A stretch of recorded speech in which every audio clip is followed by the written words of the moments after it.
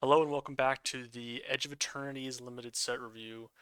In this video, I'll be talking about all of the green cards and how good I think they're going to be in limited. If you have not been to one of my set reviews before, we use 5 tiers to evaluate the how good cards are. They're loosely based around when I would expect to pick them in the draft. I think I kind of need to update the numbers for pick numbers because I think I actually need to anyway. They're all it's a little bit fluid as you can see. Tier one's good, tier five's bad.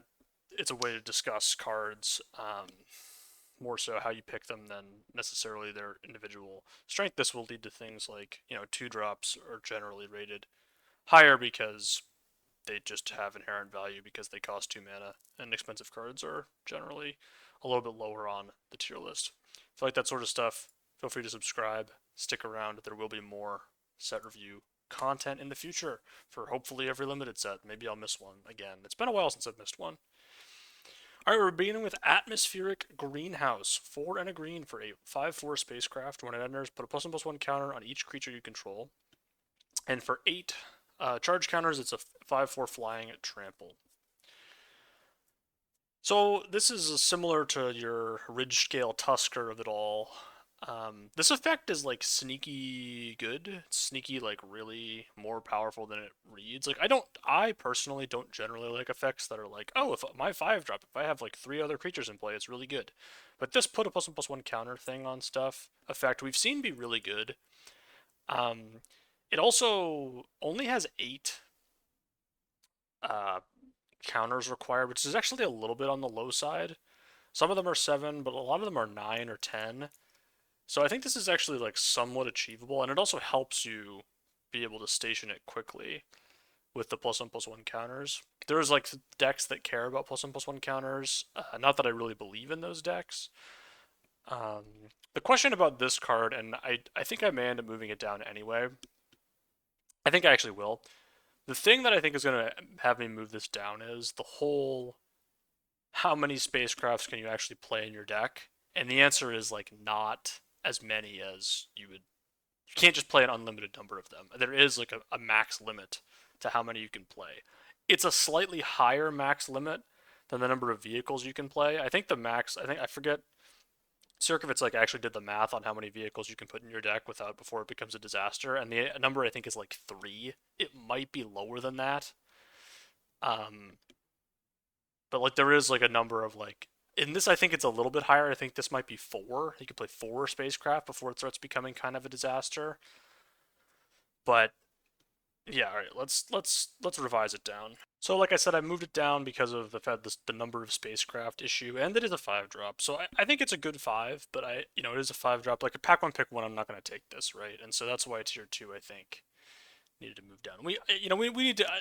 One of the projects we're going to do for myself is next set we're changing the draft numbers for when I would when I'm going to pick cards because I keep referring to stuff and I just it's a yeah we're there's going to be some changes. Anyway, on to the next card, Bioengineered Future. 1 green for an enchantment. When this enchantment enters, create a lander token. Each creature you control enters with an additional +1/+1 counter on it for each land that entered the battlefield under your control this turn. So this is very strange. I'm kind of evaluating it mostly as a 3 mana thing that makes a lander, but making all of your creatures bigger for the rest of the game is pretty good. Now, this does work with tokens, so if you have something that summons multiple creatures, it will like if you have a 2/2 that makes a 1/1, right? The 2/2 and the 1/1 will both get a counter if you played a land. There are many ways to get 2 land. Like the lander tokens are really the way to get 2 lands, but that's it. There are lots of things that make lander tokens, especially in green. We'll see in a bit. And I don't know. Like basically, I don't. I really don't. I've kind of given this a throw my hands up. Is this actually going to be good card like grade? I don't think it's going to be that great. It is not affecting the board for 3 mana. I'm probably a little too optimistic, but I think the making your stuff +2/+2 bigger is kind of insane. And like making a lander token is already kind of good. Like on turn 4, you use the lander, make a 2 drop. Your 2 drop becomes a 4/4 usually. and then you're basically like you're even. Like you've played a 4 mana 4/4, and now you have like a bunch of lands in play, and if you get one more use out of it, I think this is like you're down a 3 drop in that case is the problem. So it's like I don't know. I don't love this card. I think this is maybe a little aggressive. I could see it being better than this, but I think it's likely to be worse than this. And I don't know. I've thrown my hands up on this, and I kind of believe in it, but also I'm maybe being a little optimistic. Biosynthetic Burst. 1 green instant. Put a +1/+1 counter on target creature you control. It gains reach, trample, and indestructible until end of turn. Untap it. Oh, wait, this gives a counter. Oh, I thought this was just Gaia's Gift, that where it just gets +1/+1 until end of turn. That changes everything. This is insane, then. We're actually gonna... it's still a trick, though, man. Combat tricks suffer from my rating system because they are combat tricks and you don't take them as high. Like, but this is really good. I'm actually gonna move this up to tier 2. I'm gonna do it. I could see myself pack one pick winning this some percentage of the time. Like I could see it happening. This card is that good. On power level. But is it that high of a pick? Because the second copy is still great. The third copy is still great. Copy number 4, I don't know. This is going to be one of the most underrated cards on day 1 by the general population, I think. Gaia's Gift was really underrated last time, and it didn't even give the counter. So, yeah, I mean, this just seems great to me. Blooming Stinger, 1 and a green, 2/2 Death Touch. When it enters another target creature you control gains Death Touch until end of turn. This is fine. It's just a 2/2 with Death Touch. There's really not anything else to think about. It's a 2-drop. You can play it. Not exciting. Broodguard Elite. X green green 0/0. It enters with X +1/+1 counters on it. When it leaves the battlefield, put its counters on target creature you control. And then it has a warp for X and a green. So I really don't like this very much because even though you can warp, funnily enough, you can warp this for 0 and then it'll just die and then it won't get exiled. That's kind of funny. So if you want 1 mana, put a creature into your graveyard for some reason. I actually think that could have some weird constructed application. Like 1 mana, it's not a spell. It's oh no, it is. You are casting it. I lied. It's 1 mana. Just put a creature in the graveyard, and then I don't know. That's kind of interesting. I don't think it's good, but it's like one of those things that like if somebody told me, hey, someone's doing something weird with this in Legacy, I'd be like, suppose. Um,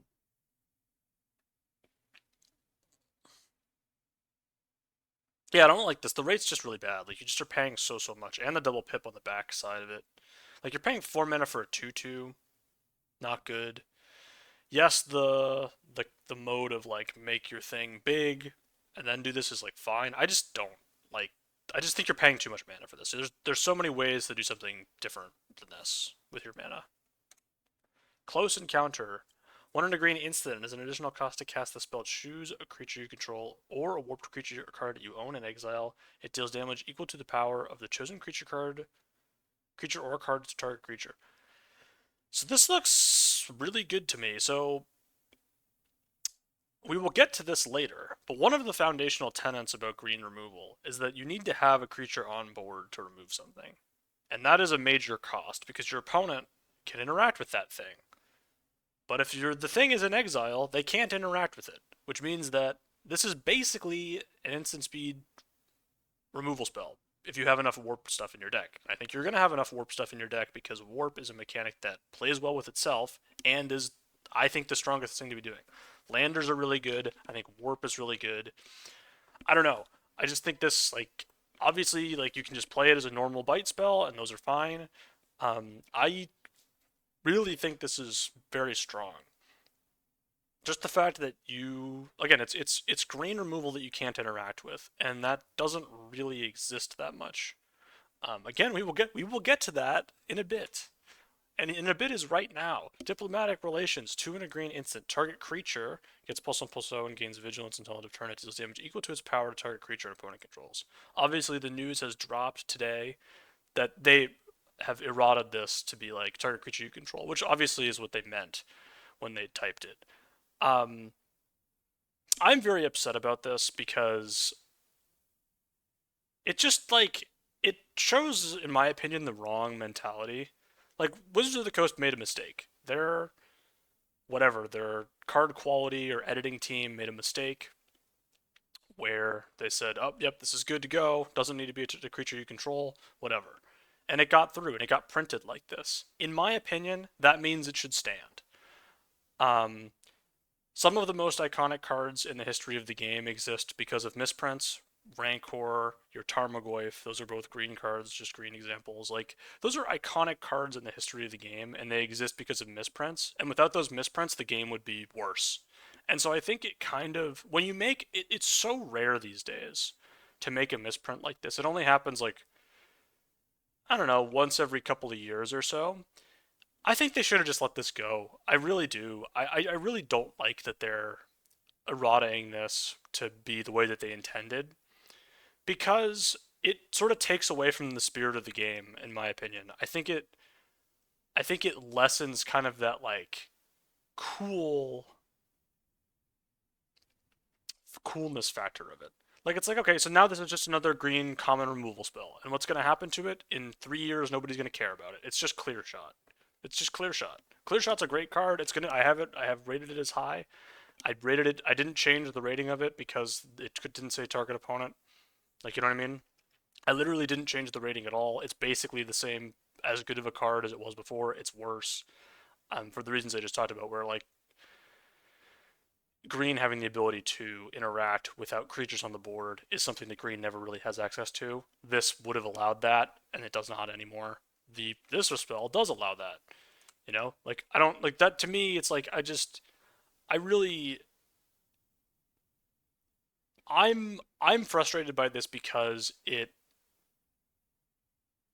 like why would you not just have this be in your game? No one is going to play this card outside of limited.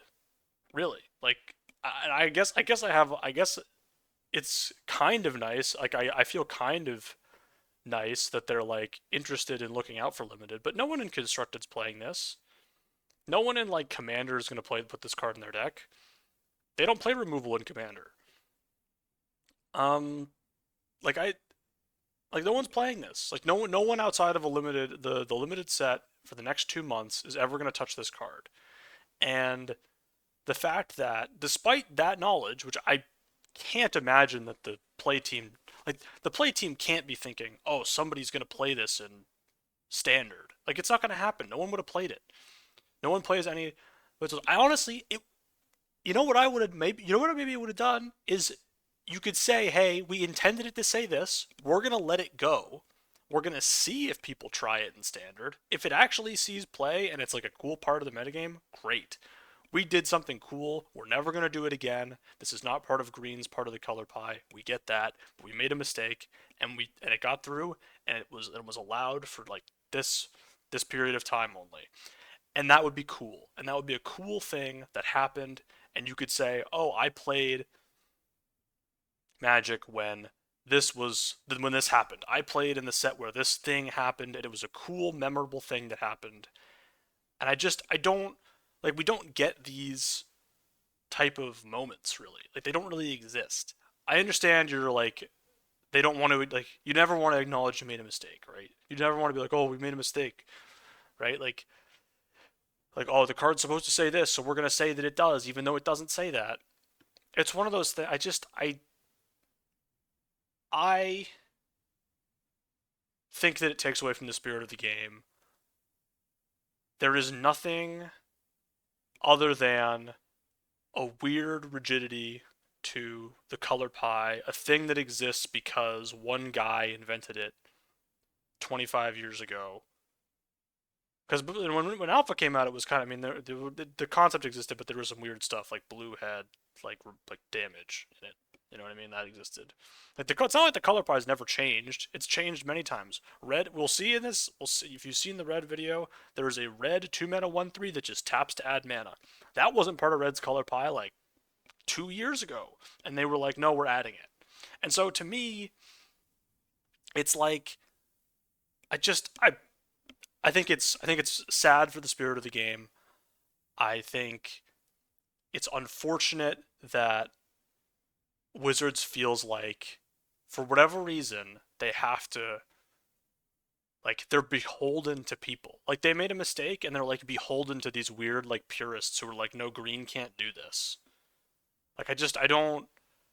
I honestly don't know what they're beholden to. Maybe they're beholden to their own team being like, we designed it to do this, we didn't test it with the ability to do the other thing. And this is another weird one that like this got through like play design. Maybe they changed it last second or something. I don't. How would you change this last second? This is like this spells in like every set. I don't know. All right. The card's really good. It's still really good. It's basically clear shot. Clear shot gives an additional point of toughness instead of vigilance. The additional point of toughness is quite good because it allows you to blow out combats. But yeah, I mean, I don't know. This looks great to me. I don't really have that much of an issue with it, other than the many issues I just listed. Drix Fate Maker, 3 and a green for a 3/2. When it enters, put a +1/+1 counter on target creature. Each creature you control with a +1/+1 counter on it has trample, and you can warp it for 1 and a green. I really like warp, as I've mentioned many times. I think I like this card too. So kind of a cool thing is they've done more with warp in a lot of spots than you think, right? Like when you first read warp, you're like, oh, it does the ETB and then it goes away. But this one, it does the ETB, and then the creature with the +1/+1 counter on it has trample for this turn. Like it gives it trample for 1 turn, and then it goes away. And it's like, oh, that's kind of a cool little thing that's going on. Um, I still don't have it that highly rated because it is a 4 mana spell, but warp is really good, and I think this is a solid common. Edge Rover. Single green for a 2/2 reach. When this creature dies, each player creates a lander token. I might be a little too low on this even. It is an artifact as well. The counter theme really makes you think, right? Because like you can put counters on this starting on like turn 2, and then you got a 3/3 for 1 that's attacking. I mean, a 1 mana 2/2 is pretty good. It's not like transcendentally good. A 1 mana 3/3 is transcendentally good. That's where we're getting into like old man territory. Like that's a big boy. 1 mana 2/2 is okay. So I don't know. I like this. I mean, giving your opponent a free lander isn't great, but it's likely that you are going to be able to use the lander better than them. So like if you have a landfall like stuff going on in your deck, you're going to be happy. Like your lander is going to be about 20% better than your opponent's lander on average, something like that. Where like you're going to get a little bit of extra value out of it. They're probably just going to get the land, but the land is quite good. If they have a 1 mana removal spell, it is kind of especially bad because then they can ramp starting on turn 2. You can as well, I think, though, because the landers don't. Yeah, you don't have to sack at sorcery speed. Something to think about. Um, so yeah, I don't mind this thing, but I don't know. I'm hesitant to put it higher. It does have reach too. Maybe I should just put this in tier 2. Maybe it's just good. Because like, do I care about my opponent getting a lander? I think I do. I think I do care about my opponent getting a lander. I don't think I like that very much. Emudian Botanist. Oh boy. 1 and a green 2/3. Whenever landfall, whenever a land you control enters, you gain 1 life. Yeah, this is just nice, right? It's a good 2-drop. Again, this is sort of showing. There's a lot of 2 mana 2/3s in this set. Just a lot of 2 mana 2/3s. This is a good one. Tier 2 is maybe a bit high, because this is basically just a 2 mana 2/3. Gaining life is really, like, incidental life gain on your lands, though, is kind of, like, sick. How good is 2 mana 2/3 just gain 3 life, just in general? Like, how good would that card be? It would be okay. I don't think it would be great. But this like, all the 2/3s, they wear counters really well. They, like, this just, I don't know, I like this. I like this a lot. I'm gonna leave it in tier 2, even though that might be a smidge over the top. Use social engineering. Um, 3 green green enchantment. Landfall. Whenever a land you control enters, create a 2/2 colorless robot artifact creature token, and you can warp this for 1 and a green. So it's kind of a weird, like this is, we just had the racetrack. This is probably better than the racetrack because it has warp attached to it. And also because lander tokens are in the set, which is a better landfall enabling than whatever was going on in Final Fantasy. So this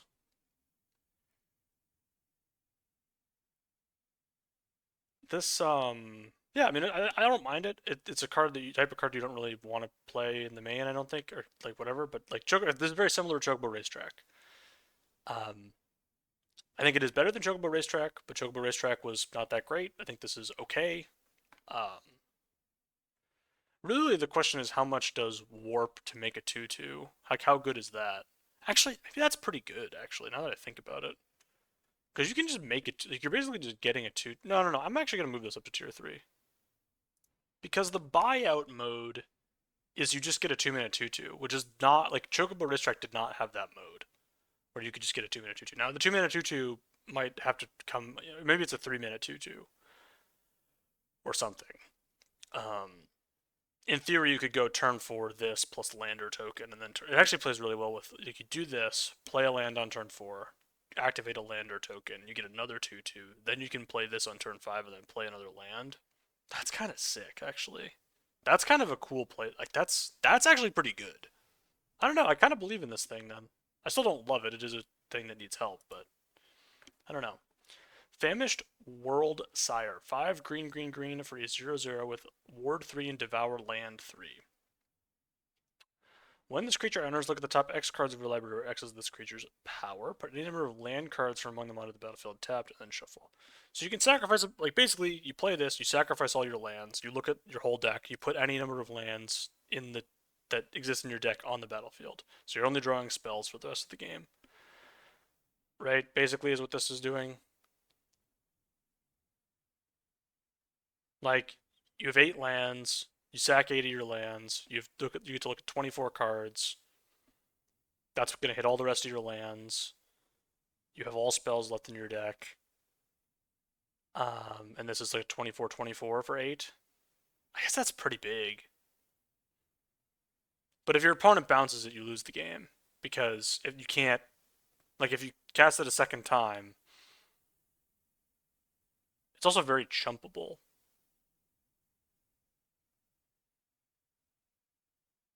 I don't love this. It's an 8 drop. I don't know. Maybe it's just great and I'm stupid, but I don't love this. Frenzied Baloth, green green for a 3/2, can't be countered, trample haste. Creature spells you control can't be countered, combat damage can't be prevented. Yeah, this is great. Obviously hard to cast, right? Green green is difficult, but very strong 2 drop and worth putting in your deck. Fungal Colossus, 6 and a green for a 5 if it costs X less to cast, where X is the number of differently named lands you control. So this is kind of like a worse domain. So here's the thing.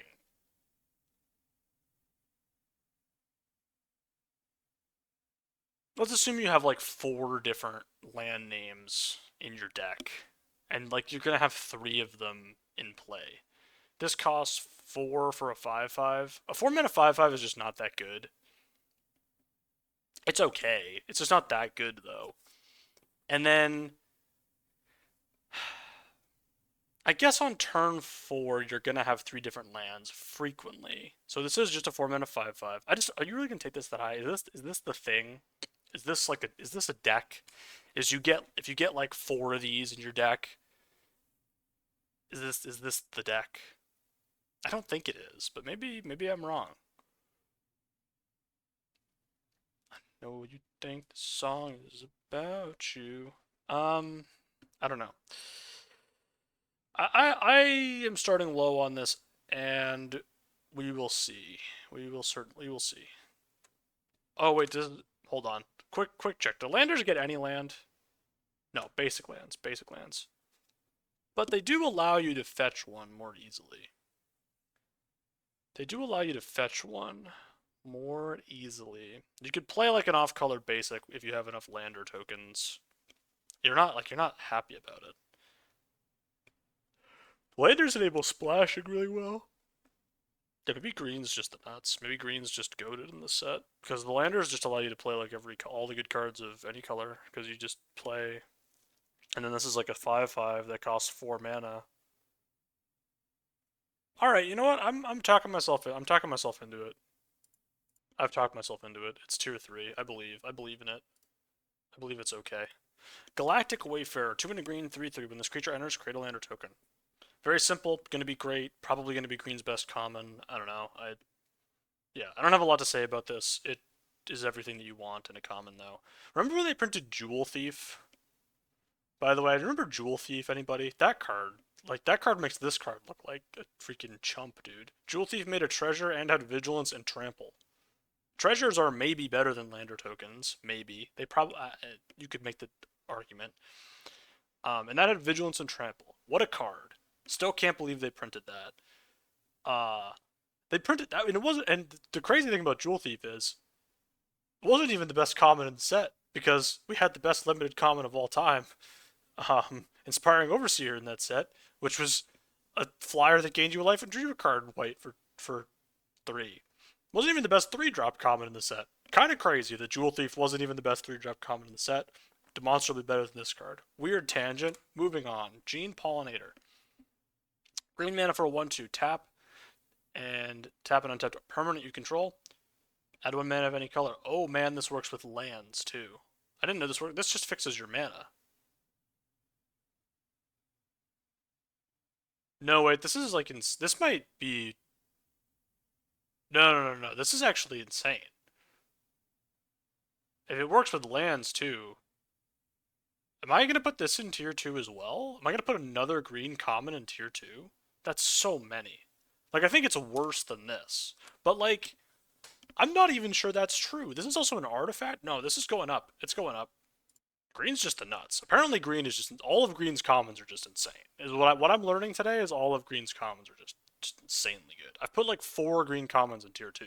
That's that's that does not bode well for all the other colors. I'll tell you what. It's been a while. You know what? It's been a while since green's been good. OTJ was the last time, right? When it was the best color.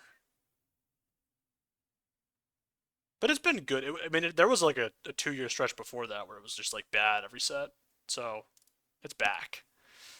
Terminating Worm, 4 and a green, a 5/5. When this creature enters, you gain 2 life, and it has a warp for 1 and a green. I actually am inclined to move this up too because it has warp, and also I think this is kind of good. I'm moving this up too. We're being generous today.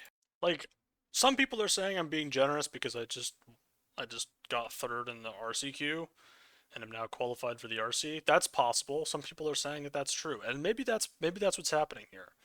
But I this worm, man, it looks pretty good. Like, this thing looks pretty dang good. I'll tell you what. Glacier Godmaw. 5 green green 6/6 trample. When it enters, create a land or token. Landfall. Whenever a land you control enters, creatures you control get +1/+1 and gain vigilance and haste until end of turn. So this is just Craterhoof Behemoth. But it's not 8, it's 7 instead of 8. And it's basically 8. And it's way smaller. But like, tier 2 is maybe a bit aggressive on this. I don't know though. This thing just ends, like, basically if you cast this and then play a land, it just ends the game. And like, God forbid you have 9 mana up and you go this and then crack the lander. That's not impossible. I guess you would just have to wait till on turn 8 you do this, crack the lander. Everything is +2/+2, vigilance, haste. Oh, it doesn't give trample. Tier 2 is a bit aggressive. I think I would take like this over this. So I think tier 2 is probably a bit aggressive because it's a 7-drop. What's its win rate going to be? Its win rate's going to be like 57.7%-ish, I think. That's enough for tier 2. It's kind of right on the borderline. I'm going to move it down because it is a 7-drop, but also because I have to move something down in green. This could end up being one of my worst takes of the day, but I like it. I just don't. It is a 7-drop. Harmonious Grove Strider. 3 green green for a star with ward 2. Its power and toughness are each equal to the number of lands you control. I kind of like this. It doesn't have reach, but it's a 5 mana 5/5, and it grows with the game, and it has ward, and like your opponents kind of can't just ignore it. Like it's gonna just block forever and be huge. So I don't know. I like it. I don't love it, but I like it.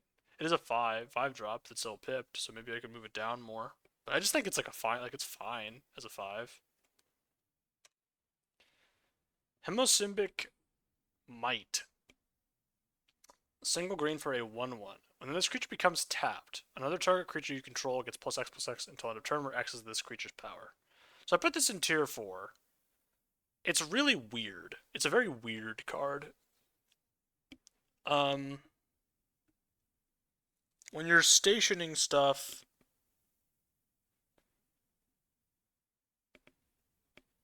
I don't know. This is one of those cards that looks really cool, and I like it a lot, but it also kind of looks bad.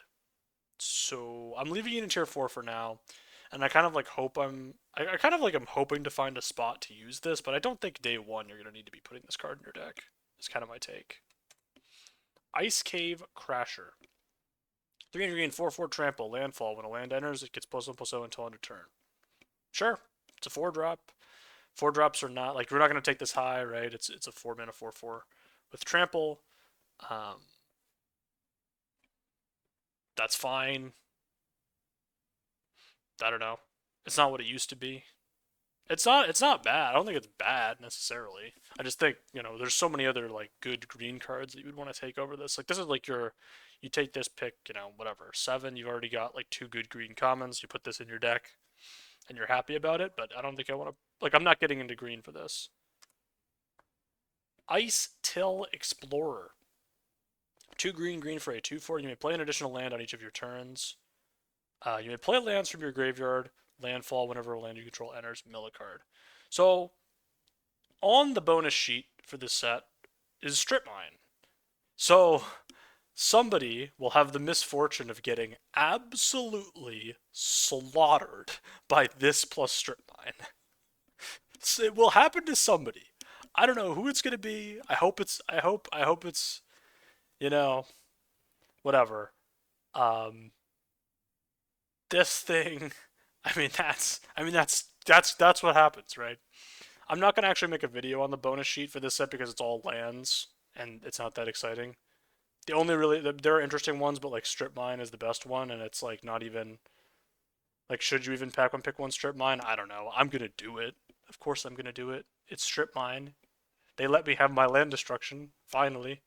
It's the only time I'm ever gonna have. It's the only chance I'm ever gonna have to have it. Of course I'm putting it in my deck. I don't care how bad my mana base is.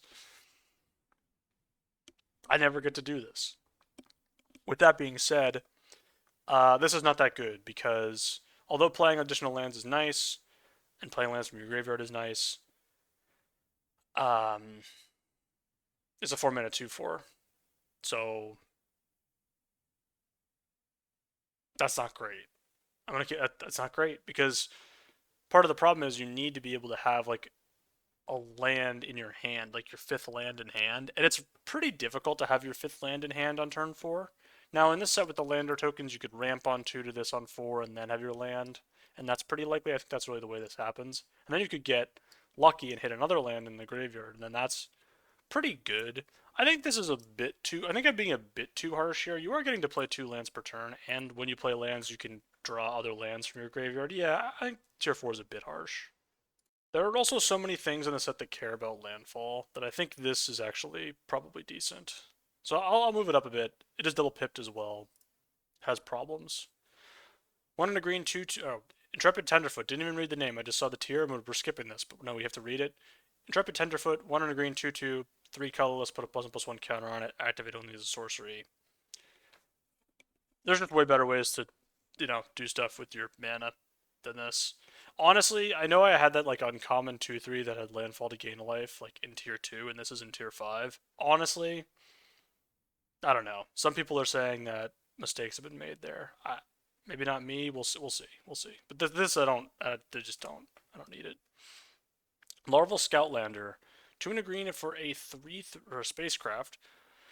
When it enters, you may sacrifice a land or a lander. If you do, search your library for up to 2 basic land cards, put them onto the battlefield tapped, shuffle, and it is a 3/3 with flying for 7 or more charge counters. This seems like the nuts to me. So one of the things about the spacecrafts is the earlier you have them online in the game, the better they are.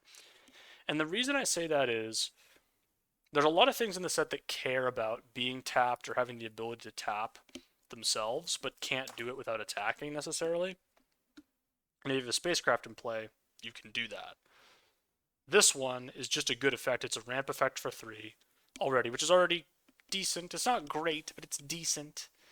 And if you have a lander in play, which all the good cards in the set make landers, like there's tons of ways to make landers. I mean, this is just going to be basically very strong. I don't really have anything to say. I don't have anything bad to say about it. Lash Whip Predator. 4 green, 5/7 reach. Costs 2 less to cast if your opponent controls 3 or more creatures.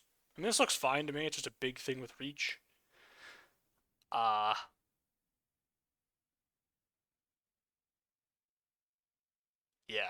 I don't know. It's just a big 6-drop. Maybe sometimes it's a 4-drop. Honestly, maybe I should even put this higher. Is every green card just good? Like, is every green card just like insane? Like, what am I seeing here? Because your opponent having 3 creatures is not a crazy thing. That happens like, I don't know. Maybe not my opponents because I'm Mr. like trade off my 2-drop every single time. But your opponent in general like could have 3 or more creatures on the battlefield. When my opponent has 3 or more creatures on the battlefield, I'm panicking. I'm freaking out. The game has already ended. This is very sad for me. But I think if I were to have this card in my deck and I were to be playing correctly, my opponent would have 3 more creatures on the battlefield often. I don't know. I think this could be a 5/7 reach for 4, like on turn 4. It doesn't have war. I don't. I I'm kind of inclined to believe that this is insanely good. That's the thing that I'm thinking about.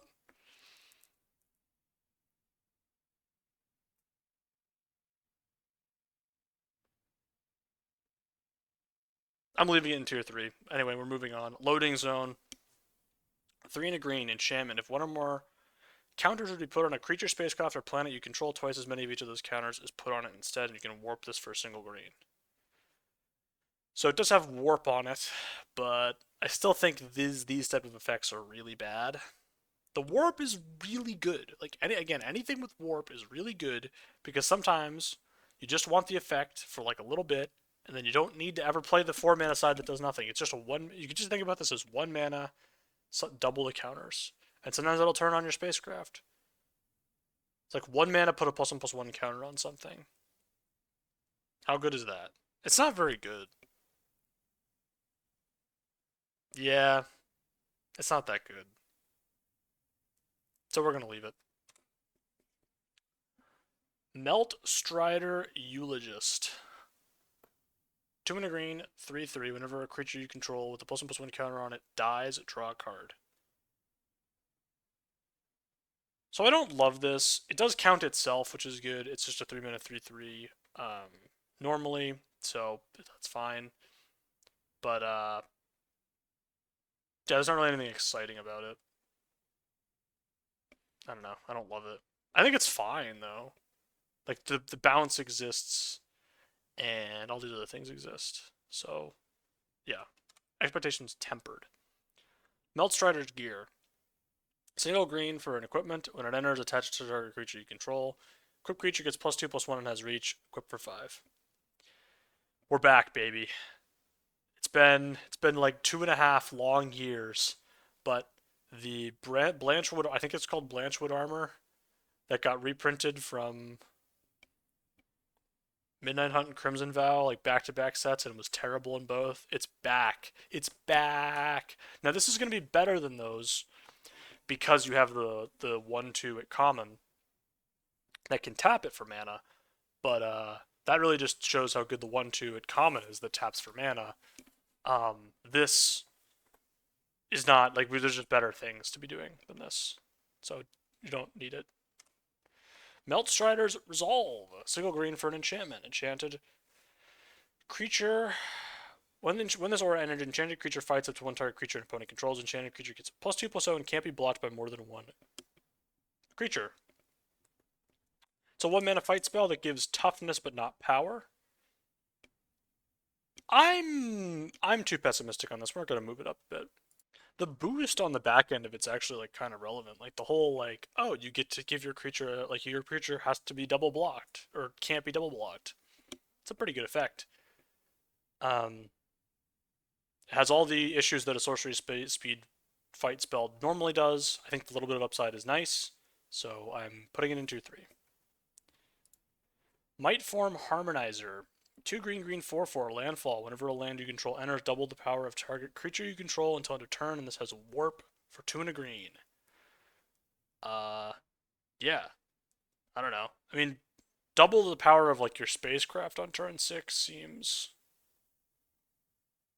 There's a lot of big. I don't know. Just this to me just seems really big. Am I now warp? I don't know. Maybe I'm too high on this somehow. I think it's possible. I don't know. Anything with warp on it, I just like and implicitly just am excited about. Any creature specifically with warp because of the spacecraft stuff. Warp just seems insane.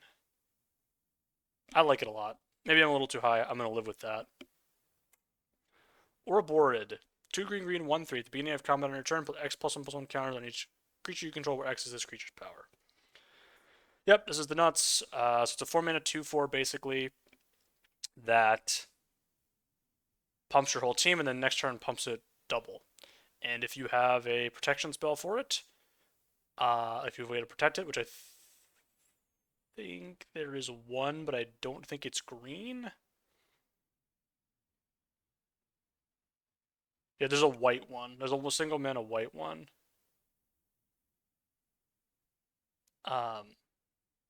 So that's good. But if there were a green one, this would be just a disaster. It would be a nightmare. Because you'd have to walk anyway. It's like if Snakeskin Veil were in the set, it would be a disaster. This thing would be unbeatable, but it's still good as is. I actually wouldn't be surprised if they put Snakeskin Veil in this set because they put it in every set and it's a counter theme. I actually forget, but I assume that it's not. So it'll be a fun surprise. But if I yeah, so your opponent basically has to kill this. It pumps your whole team every turn. It's very strong. Pull through the weft. 3 green green sorcery. Return up to 2 target non-land permanent cards from your graveyard to your hand. Then return 2 target land cards from your graveyard to the battlefield tapped. So you're going to get 2 landfall triggers off this, and you get 2 things back. The reason this is in tier 4 is high setup cost. You don't really want to take it early.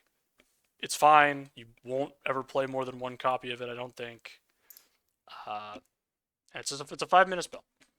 5-minute spell doesn't really impact the board that much. But I kind of like it. You just need to be milling a lot. And there's not that much self-mill. There's some. But there's not as much as maybe you'd like for this to be great. Sami's Curiosity. Single green for sorcery. You gain 2 life and make a lander token. I don't love this. Making a lander token for 1's good. You can ramp on turn 2. That's good. You can't really replace a land with this, though, because it costs 2 mana to ramp. And so that's where I'm kind of like a little concerned. You are making a token. You are gaining 2. The gain 2 life is kind of key. It's kind of a key part of the card. Because you're not down a card, right? You get a land, which might be even more valuable than a card in some spots. Yeah, you know, I'm going to move this up, actually. So you are getting You're getting a token, you're getting 2 life. I think it's enough. I don't think it's a super high priority, but I do think I'm going to be playing. I think it is worth putting in your deck. Seed Ship Agrarian. 3 and a green 3/3. When this becomes tapped, create a lander token. And as landfall, whenever a land you control enters, put a +1/+1 counter on this creature. So if you have ships, spacecraft, even. This thing is great because you play it, and then you tap it, and then you immediately get your lander, and it's amazing. If you don't have the ship in play, it's a 4 mana 3/3 that does nothing and dies. So I don't love that. But I do. It's so This thing is weird because like it's so good when you have a spacecraft in play. When you have a spacecraft in play, you play it on 4, tap it down, get a lander. Next turn, boom, do it again. Like you're running away. You're off with the raid. The 4 mana 3/3 that threatens to get bigger, make a lander token. I'm in for that. 4 mana 3/3 that dies to a removal spell. Now that's something. It's not something the Jedi would tell you, you know.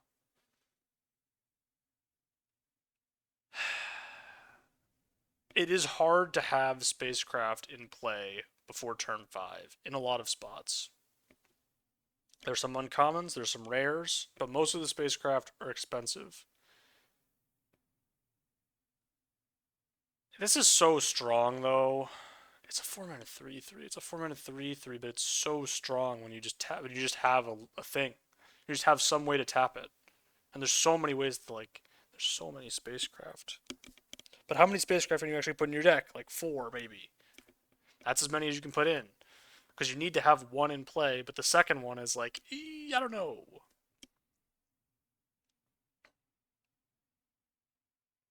Theoretically, it could become tapped by attacking. That doesn't seem like. It's really. This is very strong.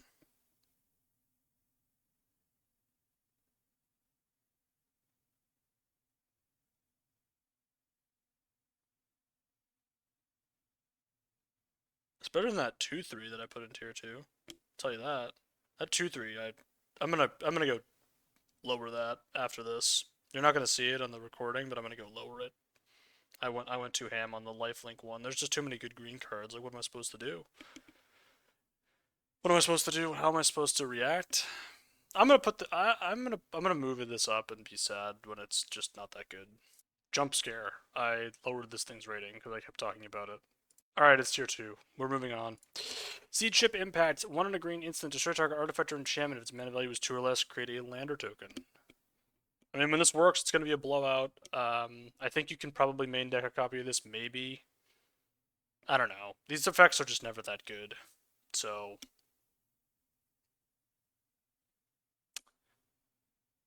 yeah. Shattered Wings, very similar. 2 and a green. Sorcery, destroy target artifact, enchantment, or creature with flying. Surveil 1. Pure sideboard card, not main deckable. Even in this format, it's going to be bad. You will see some individuals main deck it. They are losing about a percentage point of, or half a percentage point of win equity by doing so. I would not recommend it, but yeah. Sky Stinger. 2 and a green for a 3/3 with reach. When it blocks a creature with flying, it gains +5/+0 until end of turn. 3 mana 3/3 reach is just not that good. It's fine. It's whatever. But yeah, you don't want to be taking this very high. Sledge Kalas Seed Ship. 2 and a green for a spacecraft.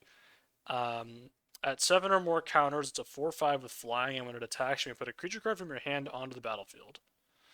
So a lot of this thing's value is what I talked about earlier. There's a lot of stuff in the set that cares about being tapped down. 7 counters is it's a decent chunk, right? Like, you're not going to be doing that super fast. I'm